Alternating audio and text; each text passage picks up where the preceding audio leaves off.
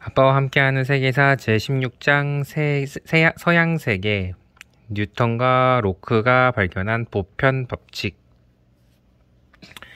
펜은 누구나가 평등하게 사는 식민지를 건설하려는데 나섰어. 영국 국민들은 새로운 구황과 망비인 오렌지공 윌리엄과 메리가 오직 국민이 원하는 법률만을 선포할 것을 요구했어. 그렇다고 기사들이 있고 곳곳에 성이 있고 국왕은 무엇이든지 자기 마음대로 할 수 있고 영주들이 자기의 영지를 말을 타고 돌아다니면서 촌민들에게 복종을 요구할 수 있었던 그 시절은 어떻게 된 것일까? 우리가 지금 서양세계라고 부르는 영국과 유럽 대륙의 여러 나라에서 그러한 시절은 벌써 오래전부터 막을 내리고 있었단다. 국왕과 영주들의 전성시대가 그 밝았던 빛을 처음 잃기 시작한 것은 오랫동안 이 세상에서 가장 똑똑한 사람이었다고 여겨져 왔던 고대 그리스 사람들 생각이 어딘가 틀린 데가 있다는 것을 철학자들과 과학자들이 알아차리면서부터였단다. 펜과 오렌지공 윌리엄과 메리 국왕 부부의 시절로부터 대략 100년쯤 전에 이탈리아의 과학자 갈릴레오는 고대의 과학자 아리스토텔레스와 프톨레마이오스의 사상을 연구했어. 그들은 태양이 지구의 주위를 돈다고 썼어. 그러나 갈릴레오는 하늘에 대한 두 사람의 사상이 그가 눈으로 관찰한 바를 제대로 설명하지 못한다는 것을 깨달았어. 그에게는 새로운 이론이 필요했고 그래서 자기가 직접 새로운 이론을 만들었어. 지구가 태양의 주위를 돈다고 하는 것이었어. 갈릴레오는 과학적 방법을 사용한 최초의 과학자들 중 한 사람이었단다. 옛 학자들이 사상을 곧이곧대로 받아들이는 게 아니라 자기 눈으로 세상을 관찰하고 그 결과를 설명하는 이론을 만들어내는 것을 과학적 방법이라고 해. 그로부터 한 100년쯤 지난 후에 영국의 어느 곳에서 몹시 허약한 한 아이가 태어났어. 그의 부모는 아기가 살아날 거라고는 기대하지 않았지만 하여간 이름을 지어주었어. 성경에 나오는 아브라함과 사라의 아들 이름을 따서 아이작이라고 지었단다. 아이작은 죽지 않았어. 아니, 그는 84살까지 살았어. 그는 84년 동안 갈릴레오의 사상들을 더욱 넓히는데 몰두했단다. 아이작 뉴턴은 성장하면서 이 세상의 운행에 대해서 갈수록 관심이 깊어졌단다. 그는 책을 닥치는 대로 읽고 온갖 실험을 했어. 그는 납과 구리로 금을 만들어 보려고 갖은 애를 썼지만 그것만은 성공하지 못했어. 뉴턴은 18살이 되었을 때 영국 사람들은 프랑스에 도망가서 살고 있던 왕위 계승자를 모셔와서 왕위에 앉혔어. 그가 찰스 2세라는 건 물론 아직 기억하고 있겠지. 그 후에 뉴턴은 케임브리지 대학에 들어가서 과학을 공부했단다. 대학에서 뉴턴은 플라톤과 아리스토텔레스의 책을 읽으라고 권유를 받았지만 그는 갈릴레오와 코페르니쿠스 같은 현대 과학자들의 사상이 진리에 더 가까이 접근해 있다고 생각했어. 뉴턴은 과학 노트에는 라틴어로 이렇게 써 있었단다. 아미쿠스 플라토 아미쿠스 아리스토텔레스 마기스 아미카 베리타스. 플라톤은 나의 친구, 아리스토텔레스도 나의 친구. 그러나 가장 친한 친구는 진리라네라는 뜻이야. 흑사병이 온 세상에 번지자 케임브리지 대학도 문을 닫았어. 뉴턴은 집으로 돌아왔어. 그는 계속 세상을 관찰했지. 세상에 일어나는 모든 일들이 굳이 그런 식으로 일어나는 이유를 캐려는 것이었지. 그가 늘 공부하고 생각하고 글을 쓰며 지내는 동안 찰스 2세가 병이 들어서 죽고 제임스 2세가 국왕이 되었단다. 어느 날 뉴턴은 창가에 앉아서 사과 밭을 물끄러미 쳐다보고 있었어. 사과 한 알이 뚝 떨어졌어. 그는 생각했단다. 사과는 왜 언제나 똑바로 아래로 떨어지는 걸까? 왜 비스듬히 떨어지지 않고 왜 허공으로 날아가지 않는 것일까? 그래, 이 세상에는 사과를 언제나 똑바로 아래로 떨어지게 하는 어떤 힘이 있는 게 틀림없어. 뉴턴은 끈질기게 관찰하고 실험하고 깊이 생각해서 마침내 사과가 똑바로 떨어지게 하는 그 힘이 무엇인지를 설명할 수 있게 되었어. 그는 그 힘을 중력이라고 불렀어. 이것은 무겁다라는 뜻의 라틴어 글레이브에서 나온 말이야. 그러니까 중력은 무거운 힘인데 지구처럼 거대한 물체는 작은 물체들을 끌어당기는 힘을 가지고 있다는 뜻이 단다. 뉴턴은 그 힘이 우주 공간의 어느 곳에서나 얼마만큼 강한지를 수학을 이용해서 측정할 수 있다는 걸 깨달았어. 그래서 이제 뉴턴은 사과가 얼마나 빠르게 떨어질 것인지, 땅에 닿을 때까지의 시간은 얼마나 걸리는지를 정확하게 알아맞힐 수 있게 된 것이었단다. 뉴턴이 발견한 새로운 법칙을 지금 우리는 뉴턴의 법칙이라고 불러. 이 법칙은 우주 속에서 일어나는 모든 운동과 작용에는 그것을 지배하는 법칙이 있다는 것을 보여주었단다. 이제 우주는 더 이상 거대하고 신비스럽고 마술 같은 수수께끼가 아닌 것이야. 우주 속에서 일어나는 운동들이 이치를 인간이 알 수 있게 되었고 예측까지도 할 수 있게 되었어. 우주는 언제나 똑같은 방식으로 운동하는 기계와도 같다는 사실을 인간이 깨달은 것이란다. 제임스 2세가 아직 왕좌에 앉아있고 그의 카톨릭적 통치로 인해서 국민의 인기와 신망을 점차 잃어가던 무렵, 뉴턴은 그의 사상들을 프린키피아라는 책의 제목으로 펴냈어. 이 제목은 자연 철학의 수학적 원리라는 뜻이란다. 우주의 모든 현상들을 지배하는 법칙들에 관한 뉴턴의 사상은 비단 다른 과학자들에게만 영향을 끼치는 데 그치지 않았단다. 인간의 사상에 관해서 깊이 사색하는 철학자들, 돈과 돈이 작용하는 방식에 관해서 깊이 생각하는 경제학자들, 국가가 다스려지는 방식들에 대해서 깊이 생각하는 정치 철학자들과 같은 다른 사상가들도 만약에 사물들을 지배하는 보편적인 법칙이라는 것이 존재한다면 인간을 지배하는 보편적인 법칙도 있지 말라는 법이 없을 거라고 생각하기 시작했어. 그래서 과학적인 방법을 사용해서 인간을 관찰하고 인간들의 행동에 관한 이론을 만든다면 그 보편적인 법칙을 발견할 수 있을 것이라는 데까지 생각이 닿았단다. 그렇게 된다면 인간의 삶 또한 더 이상 도대체 무엇이 무엇인지 모를 신비한 수수께끼만은 아니겠지. 왜 어떤 나라는 잘 살고 어떤 나라는 못 사는지, 왜 어떤 나라는 전쟁에서 이기고 어떤 나라는 지는지를 더 이상 궁금하게 여기지 않아도 될 거야. 보편적인 법칙이 그 모든 것의 이유를 설명해 줄 테니까. 존 로크라는 영국인이 있었어. 그는 그 보편적인 법칙을 발견하겠다고 다짐한 사람들 중에 한 명이었단다. 영국인들이 찰스 1세에 대항해서 들고 일어났을 때 로크는 17살이었어. 그의 아버지는 내란 때 국왕에게 반대하는 편에 가담해서 찰스 1세의 군대와 싸웠던 사람이래. 찰스 국왕이 처형당한 뒤 로크는 옥스퍼드 대학에 들어갔어. 역사학과 그리스 철학을 공부할 생각이었으나 뉴턴이 그랬던 것처럼 로크도 이내 사상들이 낡아 빠진 것이라고 생각을 하게 되었단다. 그래서 그는 과학 실험을 하고 현대 철학자들의 사상을 연구하기로 마음을 바꾸었대. 프랑스로 도망갔던 왕위 계승자가 돌아와서 찰스 2세가 되었을 때 로크는 28살의 청년이었어. 국왕의 지지자들은 로크가 왕정보다는 공화정을 좋아한다는 사실을 알고 있었던가 봐. 로크는 자기가 언제라도 체포당할지 모르는, 심지어는 처형을 당할지도 말지도 모른다는 두려움을 느끼지 않을 수가 없었다는구나. 그래서 그는 영국을 떠나서 프랑스와 네덜란드를 비롯한 유럽 여러 나라들을 돌아다니며 여러 과학자들과 철학자들의 사상을 접하고 익혔어. 그는 제임스 2세가 왕위에 앉아있는 동안에는 영국으로 돌아가지 않았단다. 그리고 오렌지공 윌리엄과 메리 부부가 영국으로 개선할 때 로크는 메리의 측근들 중에 한 사람으로서 귀국했다는구나. 이제 영국은 입헌군주제의 나라가 되었어. 국왕과 왕비조차도 의회에서 통과된 법률에 따라야 하는 정치 처제를 입헌군주제라고 해. 그래서 로크는 어떤 특정한 형태의 정부를 좋아한다는 이유에서 체포당하거나 처형당할지도 모른다는 두려움을 시원하게 떨쳐버릴 수 있게 되었어. 그리고 그동안 깊이 생각해 두었던 사상들을 마음 편하게 앉아서 글로 쓸 수 있게 되었어. 로크는 정치론이라는 제목의 책을 출판했단다. 그 책에서 로크는 인간이 행동을 하는 방식을 예측할 수 있는 보편 법칙들을 자기가 발견했다고 말하고 있단다. 로크는 이렇게 썼어. 모든 남자와 여자는 평등하다. 이 모든 인간은 생명, 건강, 자유 그리고 소유를 추구할 권리를 가지고 있다는 것이 자연의 법칙이다. 그 어떤 국왕도 신이 그에게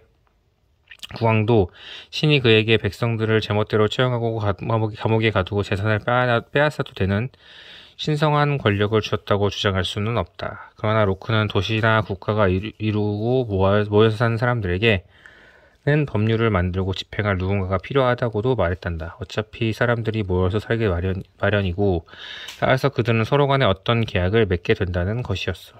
그 계약은 그들 중에 몇몇에게 다른 모든 사람들을 통치할 권력을 부여하지만 통치자로 뽑힌 사람들은 그 나머지 사람들이 그들에게 허락한 만큼만의 권력을 가질 수 있다는 게 그의 생각이었어. 통치자들은 백성들의 생명, 건강, 자유, 재산을 마음대로 빼앗을 수 없고, 만약에 백성들의 삶을 파괴하거나 노예로 부리거나 재산을 빼앗는다면 백성들이 들고 일어나서 그 계약을 이제부터 무효라고 선언하고 통치자들을 드러내고 새로운 통치자들을 앉힐 수 있다는 것이었지. 로크는 또 이렇게 썼어. 정부를 이루어 놓고 사는 사람들은 누구나가 반드시 지켜야 할 법을 가져야 하며, 그 법은 그 사회의 모든 구성원들에게 공평하게 적용되어야 하고, 어떤 사람이 변덕스럽고 불안하고 임의적인 의지에 의해서 좌지우지되어서는 안 된다. 다시 말하면 국왕이라 할지라도 법에 복종해야 하며 법을 어길 때에는 당연히 쫓겨나야 한다는 것이었어. 로크는 또 통치자들이란 대개가 그의 권력을 함부로 휘두르고 싶은 유혹을 이기지 못할 가능성이 높다고 생각했단다. 그래서 그는 훌륭한 장부가 되려면 나라의 중대한 일을 맡은 사람들이 세 집단으로 나누어지는 게 가장 좋다고 썼어. 펜의 식민지처럼 말이야. 한 집단은 법률을 만들고 또 한 집단은 그 법률을 집행하고, 나머지 한 집단은 외국과의 전쟁을 책임지게 한다는 것이었어. 그렇게 하면 국왕이라 할지라도 그에게만 유리하도록 법을 만들 수 없을 것이고, 자기가 더 부자가 되고 싶다거나 더 힘을 가진 인간이 되고 싶다는 이유에서 멋대로 전쟁을 일으킬 수도 없게 된다는 것이 로크의 생각이었단다. 당시 영국과 유럽에서 살았던 수많은 사람들이 정부에 관한 이러한 사상을 받아들이기 시작했고, 뉴턴이나 로크 같은 과학자들이 관찰과 성찰을 통해서 발견한 인간 삶의 모든 면을 지배하는 보편 법칙들을 믿었단다. 지금도 우리는 이 서양 사상에 관해서 흔히 이야기하고, 그 사상들이 계몽사상으로서 대중에게 널리 알려졌던 시기에 대해 이야기한단다. 계몽이란 말은 무지에서 깨어나게 한다는 뜻이야. 그런데 로크의 시대에 동양의 여러 나라들은 서양 사람들이 그러한 사상들을 찬성하지 않았어. 일본이 바깥을 향한 문을 꼭꼭 걸어 잠갔던 적이 있었다고 앞에서 이야기했지. 그 이유들 중에 하나가 바로 계몽 사상들이 들어오지 못하게 하려는 것이었단다. 인간을 무지에서 깨어나게 하는 그 사상들이 들어와서 퍼지면 백성들이 쇼군의 권력에 대해서 의심을 품게 되지 않으리라는 보장이 없었던 것이었지.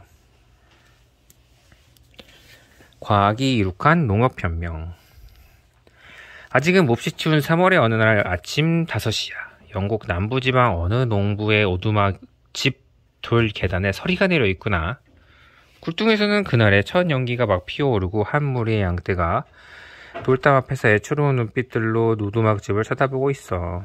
아주 가끔씩 매매 우는 녀석도 있고.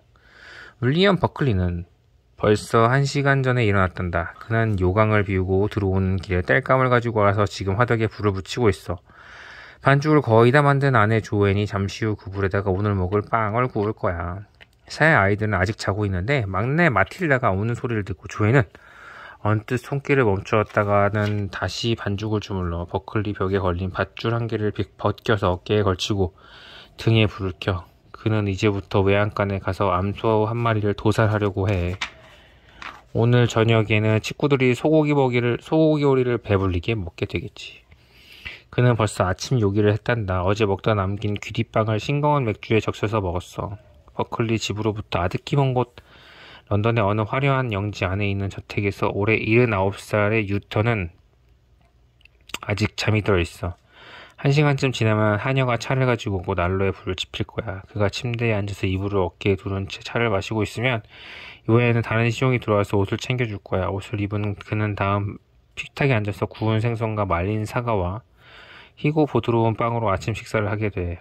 바깥에서 그의 마차가 기다리고 있는데 이른 아침에 공기가 너무 차가워서 앞자리에 앉은 마부는 몸을 움켜쥔 채 오들오들 떨고 있어. 뉴턴이 아침 식사를 마치고 나오면 마부는 우드 스트리트라는 곳으로 마차를 몰아. 뉴턴은 그곳에 있는 아득하고 편안한 요lik집에서 왕림 과학자 학회 회의를 할 예정이야. 회의가 끝나고 난 다음에는 김이 모락모락 나는 구운 쇠고기와 차가운 세이지 스프와 포도주와 사과 파이를 먹고 불이 활발 타오르는 벽난로 앞에 놓인 의자에서 잠깐 낮잠을 잘 거야.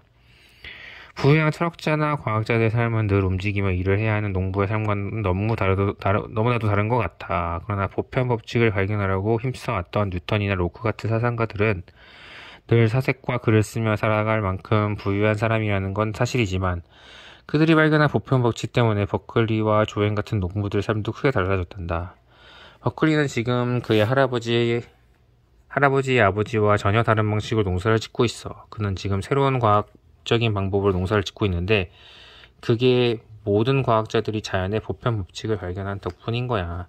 자연의 세계를 설명할 수 있는 법칙을 발견할 수 있다고 하는 생각은 인간의 일상생활에 매우 구체적인 면을 바꾸어 놓기 시작했어. 우주와 인간이 보편적인 법칙에 의해서 지배되고 있다면 작물과 짐승들도 어떤 보편적인 법칙에 의해서 지배되고 있는 건 아닐까. 농부들이 그 법칙을 알게 되면 그 법칙들을 이용해서 작물을 더 풍성하게 거두어들이고 가축을 훨씬 더 건강하게 키울 수 있지는 않을까. 버클리는 지금 외양간에 가서 암소 한 마리를 도살하는 참이야. 오늘 저녁에는 식구들이 모두 쇠고기를 배불러 먹게 되겠지. 그러나 20년만 하더라도 가나안 농가에서 겨울이나 이른 봄에는 쇠고기를 먹을 엄두조차 낼 수 없었단다. 그런데 지금은 사정이 달라졌어. 그는 20년 전에 농부들과는 다른 식물과 동물의 생장을 지배하는 보편적인 법칙들을 어느 정도 알고 있기 때문이란다. 13기 동안의 경험을 통해서 농부들은 같은 밭에 해마다 밀을 심으면 갈수록 수확이 적어진다는 사실을 알게 되었어. 밀이란 식물은 토양 속의 광물질들을 빨아먹기만 할 뿐이고, 그래서 여러 해가 지나면 밀을 자라는 데 필요한 광물질이 다 사라지기 때문에 키가 크지 않고 시들시들해진다는 거야. 그래서 공부들은 첫 해에는 밀을 심고 그 다음에는 보리를 심고 그 다음 한 해에는 밭을 놀리는 방법을 썼어. 한 해 동안 밭에 아무것도 심지 않고 놓아두면 토양 속의 광물들이 다시 되돌아오기 때문이란다. 그런데 식물의 생장을 지배하는 보편 법칙들을 탐구하기 시작한 영국과 네덜란드의 농부들은 식물마다 특별히 좋아하는 광물질이 서로 다르다는 사실을 알게 되었어.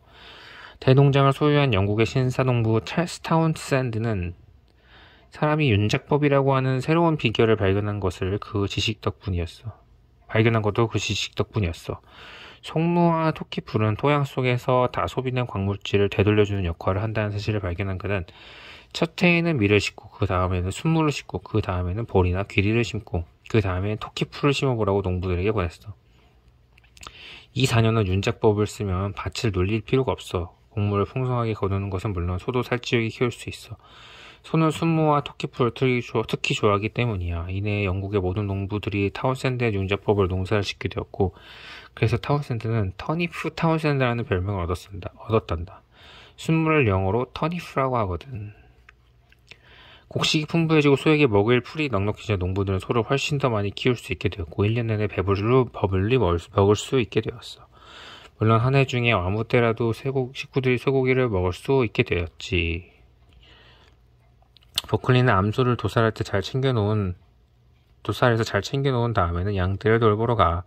그의 양들은 하나같이 몸집이 크게 자랐고 통통하게 살이 찐 암양들이 털이 무성하게 자라있어. 버클리는 지난 몇 년 동안 가장 튼튼한 양들만을 골라서 교배를 시켜 크고 건강한 새끼를 낳게 했어. 그래서 지금 마을에서 최고의 양떼를 가지게 되었단다. 버클리의 할아버지는 가장 튼튼한 양들만을 골라서 교배를 시킬 수 없었어. 그 시절에는 농부들이 자기만의 밭과 자기만의 목장을 가질 수 없었단다.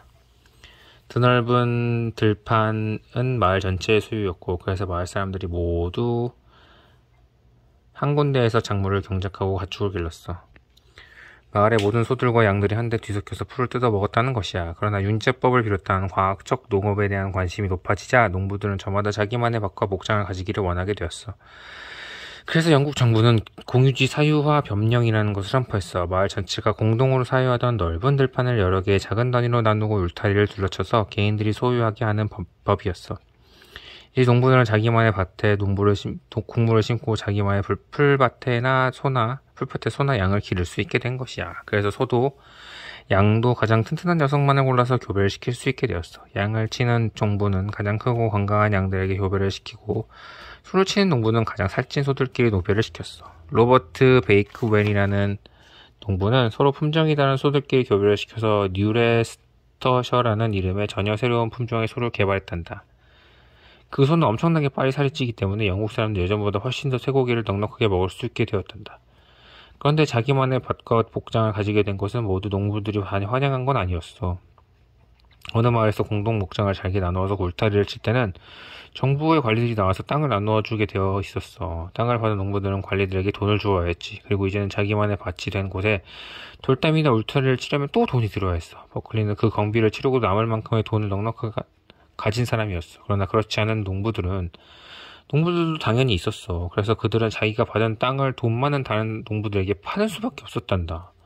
버클리도 남의 땅을 한 떼기를 샀어. 이제 그는 예전보다 땅이 2배로 늘어난 것이야. 버클리는 양들에게 먹인 다음에 쟁기 끄는 말에게 마구를 씌우러 가. 이제부터 그는 밭을 갈아서 밀씨를 뿌리려는 것인데 그 일은 아마 하루 종일 걸릴 것 같아. 그 위에는 상자가 2개 얹혔고 밑에는 2개의 날카로운 속이 빈 나무 칼이 달린 나무로 만든 장치를 말에게 걸어매. 이 새로운 장치 덕분에 그는 나중에 밀을 넉넉하게 굳어두어 드릴 수 있게 되었단다. 그의 아버지 때만 해도 밭고랑을 걸어다니며 손으로 씨를 뿌려야 했어. 그렇게 뿌려진 씨들은 덜어는 싸게 두고 덜어는 새들이 쪼아먹고 덜어는 썩어버리거나 말라 죽어버렸어. 게다가 밀은 가지런히 줄을 지어서 자라지 않기 때문에 버클리의 아버지는 거름을 주거나 잡초를 뽑을 때 너무나도 성가시고 힘이 들었단다. 그런데 발명에 재능이 있는 제스트 툴이라는 농부가 지금 버클리가 그의 말에 걸어맨 그 씨 뿌리는 기계를 발명했어. 버클리가 앞에서 말을 끄면 2개의 나무 날이 밭에 고랑을 만들고 2 나무 상자에 넣어둔 씨가 졸졸 흘러서 고랑에 고르게 뿌려지는 거야. 그리고 나중에 흙을 살짝 덮으면 씨는 뜨거운 햇볕에 마르지도 않고 새들을 쪼아먹지도 못하게 되는 것이지. 게다가 그 밭은 작년에 순물을 심었기 때문에 광물이 풍부하게 쌓여 있으니까 올해 버클리의 밀 농사는 벌써부터 풍년이 약속되어 있는 것이야. 기름지고 잘 가꾸어진 밭이 펑펑 쏟아낼 밀을 버클리는 거지 반장에 내다 팔 것이고 나머지만 가지고도 온 식구들이 배불리 먹을 수 있을 것이야. 물론 양과 소들에게도 남겨줄 게 있을 것이고. 영국의 전 지역에서 버클리와 같은 농부들이 이 새롭고 과학적인 방법으로 농사를 지었어. 작물을 경작하고 가축을 기르는 조상 대대로 내려온 옛 방식들이 차츰 사라져갔어. 농업혁명이 일어나고 있었던 것이야. 끝.